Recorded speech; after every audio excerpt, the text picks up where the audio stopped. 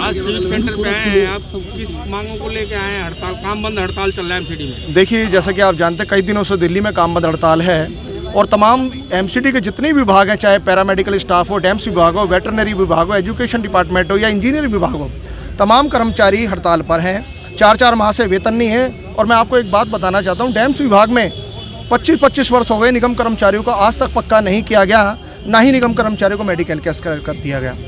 जैसा कि आपको मालूम है कि जो कर्मचारी 2003 व 2004 से जिसको नियमित माना है, उसको भी आज तक भी उसको एरियर नहीं दिया गया। और बात किसकी करें हम, आज आप देख रहे हैं, और कल दिल्ली सरकार ने 938 करोड़ रुपया अनाउंस किया। सर्वप्रथम हम दिल्ली सरकार का धन्यवाद करते हैं। और दुर्गेश पाठक, 938 करोड़ रुपया केंद्र सरकार को दे दिया, उसने एमसीडी को दिया, एमसीडी को दिया है, सफाई कर्मचारियों के लिए दिया है।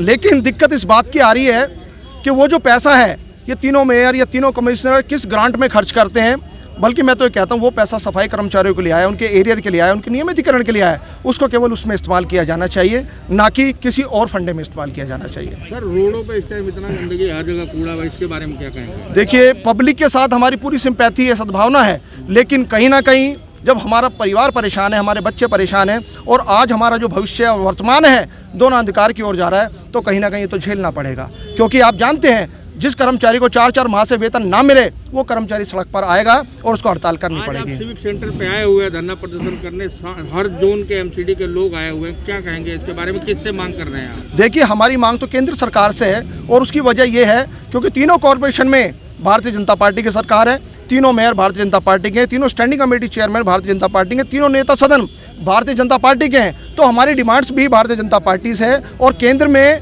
भारतीय जनता पार्टी की सरकार है, तो मैं समझता हूँ हमारी डिमांड भी उनसे ही होनी चाहिए। एमसीडी तो बैन उस पे लगा रही है, राज्य सरकार पे लगा रही है 13,000 करोड़ रुपए के लिए। देखिए, मैं आपको बताना चाहता हूँ, राज्य सरकार पर लगा रही है, लेकिन वो एलिगेशन गलत है। राज्य सरकार कहती है कि 2500 करोड़ रुपए हमें भारतीय जनता पार्टी की सरकार से लेना है, तीनों मेयरों से लेना है। अब उसके बारे में आप क्या कहेंगे? प्रत्यक्ष को प्रमाण की आवश्यकता नहीं। यदि राज्य सरकार या दिल्ली सरकार गलत है तो उन पर मुकदमा दर्ज किया जाए या फिर उनकी इन्वेस्टिगेशन कराई जाए, सीबीआई जांच कराई जाए। तो ये धरना कब तक चलेगा सर? जब तक मांगे नहीं मिलेगी, जब तक पीछे नहीं हटेंगे। केवल वेतन की बात नहीं है, वेतन तो हमें आज निकाल मिल जाएगा, लेकिन जब तक कर्मचारी हमारा पक्का नहीं होगा, जो कर्मचारी 1998 से और 2006 फेज मैनर पॉलिसी के अंतर्गत आता है, यदि जब तक उस कर्मचारी का नियमितीकरण नहीं होगा, हम पीछे नहीं हटेंगे। मजदूर एकता जिंदाबाद, मजदूर एकता जिंदाबाद।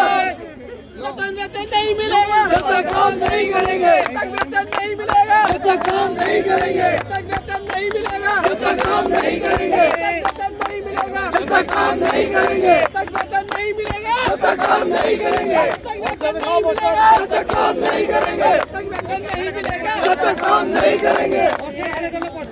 आज देश में प्रधानमंत्री वाल्मीकि होगा। अब इन्होंने राज के लिए 14 प्रधानमंत्रियों ने, अब वाल्मीकि राज बनेगा।